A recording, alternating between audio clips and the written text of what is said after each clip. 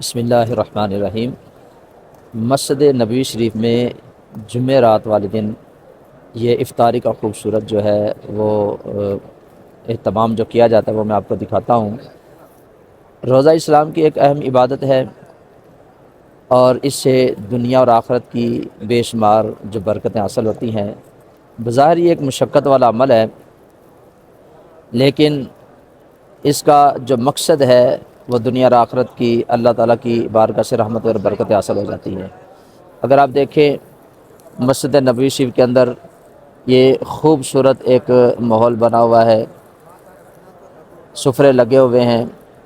اللہ کے مہمان، اس کے پیارے رسول کے مہمان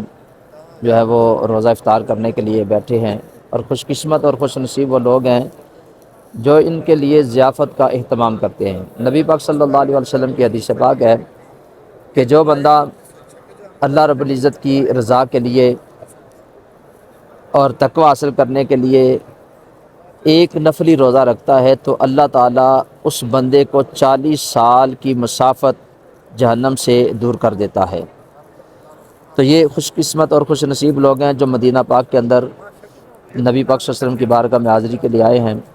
تو انہوں نے روزے رکھے ہیں۔ تو دیکھیں دور تک یہ سفرے لگے ہوئے ہیں، جہاں تک نگاہ جا رہی ہے تو اہتمام کیا گیا ہے، ہر طرف یہ روزے دار ہیں اور یہ سفرے لگے ہوئے ہیں،